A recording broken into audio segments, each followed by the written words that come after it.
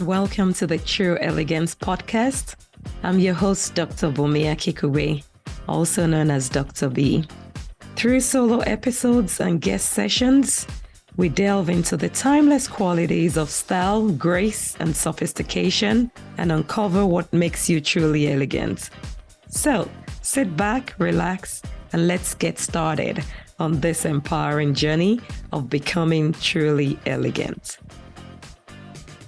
Hello, elegant tribers, and welcome to another episode of the True Elegance podcast here today. And today I have with me Erin Woodruff, who is a wife. I wanted to say wife and mom at the same time. Who is a wife, mom, and coach that helps high achievers find themselves again, helps them communicate, love unconditionally, and create time for themselves. Welcome, Erin. Thank you so much, Dr. B, for having me. I'm so excited to be here. Beautiful. Glad to have you as well. Beautiful. So the True Elegance podcast focuses on what makes us elegant beyond the outward expression, even though we're glammed up, makeup, dress well, not overdressed right now.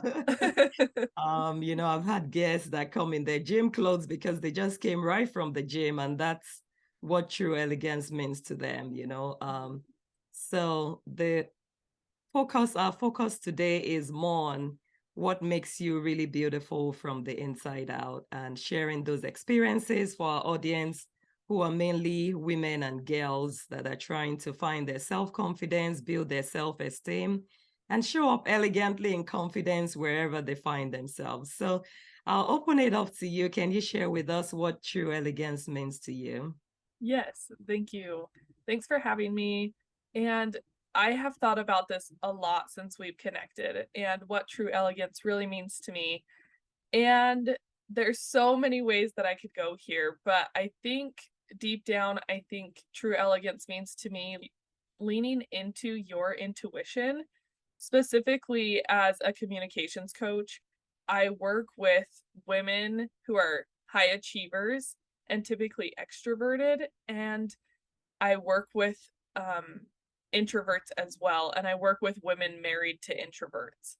And I have learned so much from working with dynamic personalities and I realize more and more that when you can communicate what you're feeling, what you truly want in life and out of life, and everyone is going to vary so much, I think that's where you can truly let your genuine and authentic personality shine through, and you show up as the most truly elegant person that you are because you're honoring your deep intuition.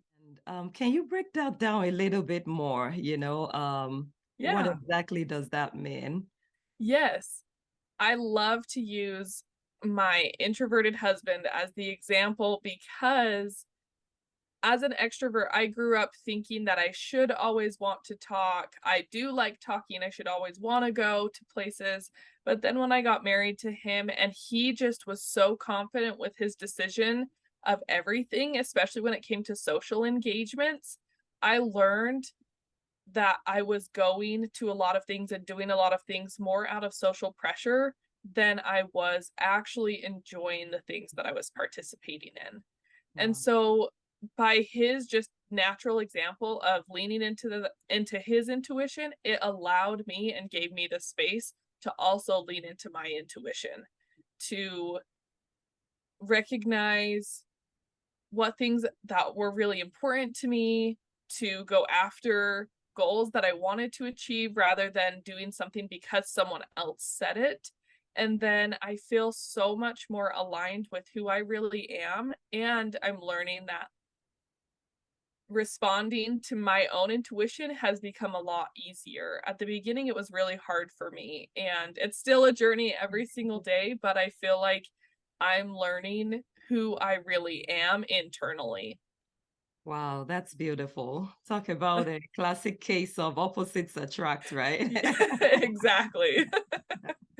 And kudos to the husband for helping you find yourself and embrace who you really are. Because, Mhm. many times sometimes we want to be that ideal person we see other people as, but there's so many natural talents and gifts that we have on our inside that make us unique to ourselves. And the sooner we can embrace those and enjoy the real person that we are and share that with the world, because, you know, when we don't express that to the world is missing it. And trying to be like someone else just doesn't make sense. So that is quite amazing breakdown of how we lean into our intuition.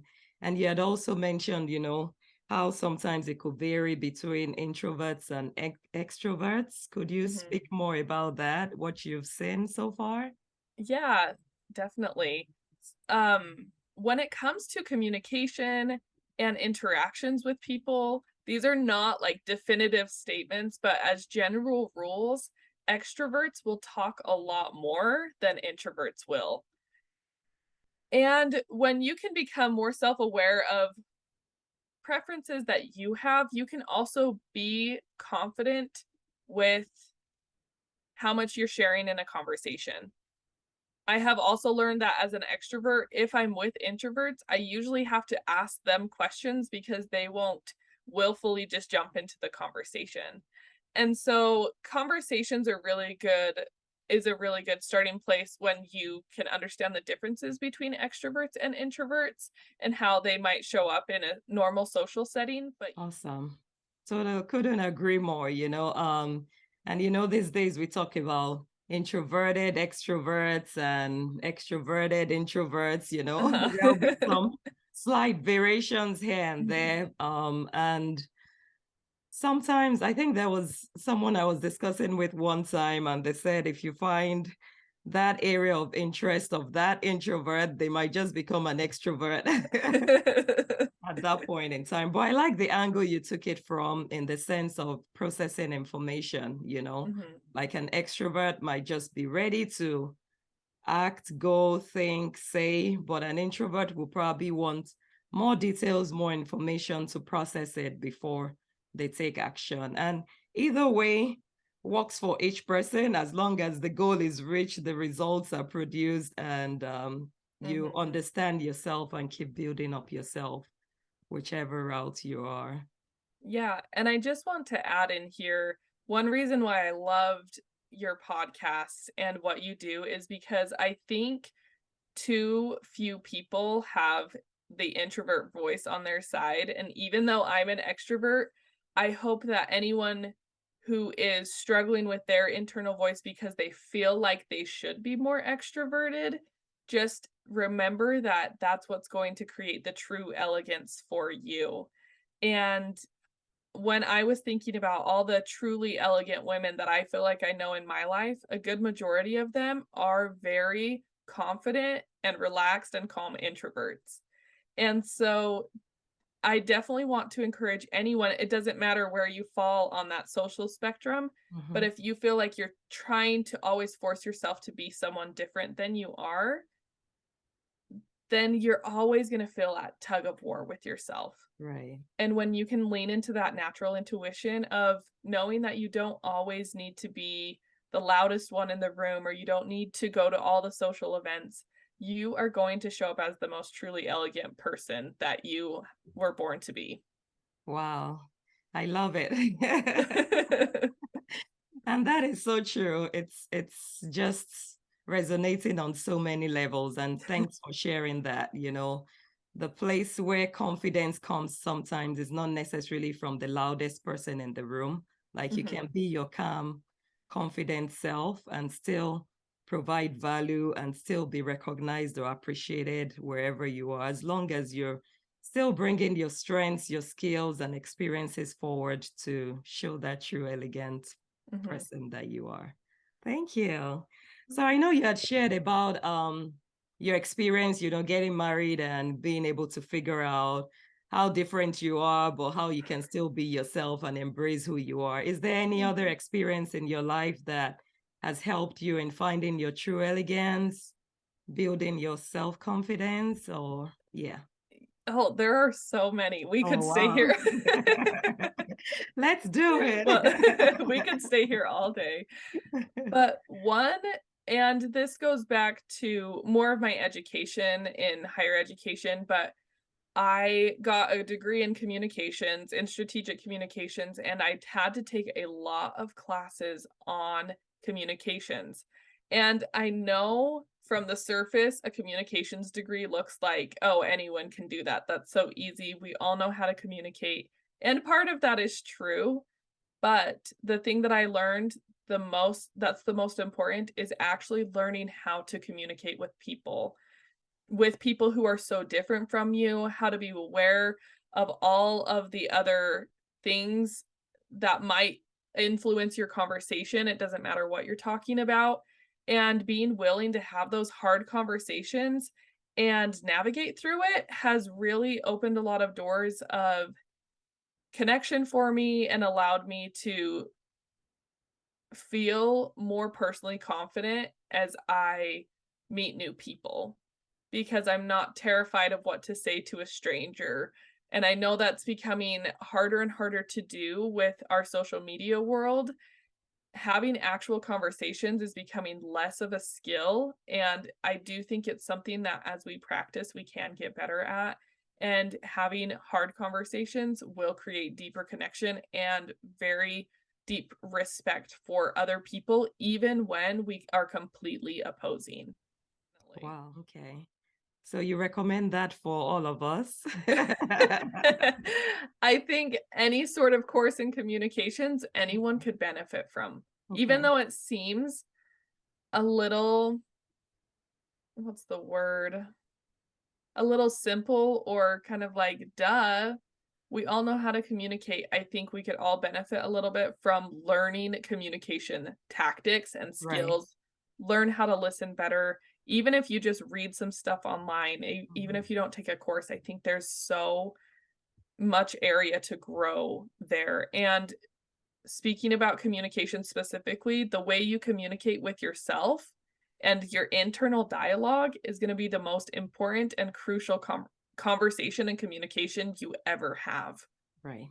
I do agree that communication is one piece that helps with being truly elegant and being confident and building up your self-esteem. So I'm Mhm. going to make note of that and also encourage my audience to look for ways and means. And, sometimes it's not necessarily taking the course, like you said, but Mhm. having authentic conversations with people who are willing to help you, who are willing to see through your lens and you also see through theirs to be able to continue developing that skill in Mhm. communication And definitely helps. and if it's okay, I'll just share a few examples with your listeners of Sure. simple, easy things you can do. Yes. And that is just start with your own family or the people you live with. Maybe you have roommates, maybe you have a family, and ask different questions that are the same question but phrased differently.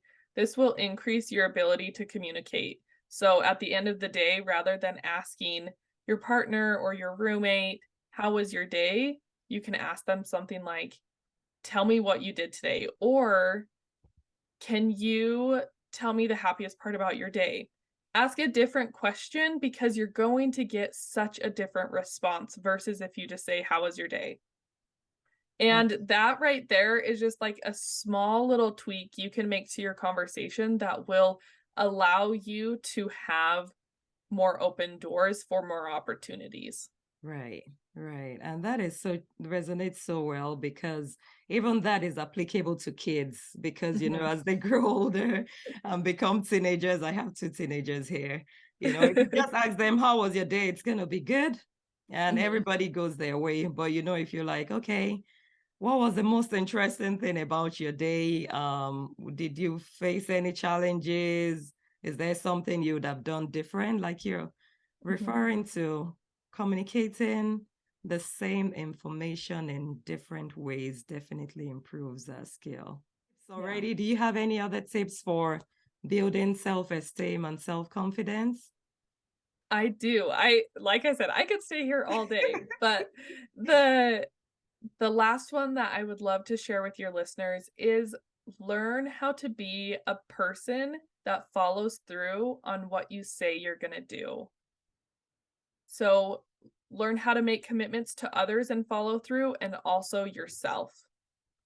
This will build your self-confidence, your self-trust, your self-esteem, I think quicker than anything else will, because you're learning how to rely on yourself and you are becoming a person that is trustworthy, that shows up for themselves and for others. And going back to your intuition that I mentioned at the beginning, only really commit to the things that you want to do rather than leaning into the people-pleasing mentality of just say Right. yes. And sometimes there is a fine line because sometimes we need to do things that are gonna push us out of our comfort zone.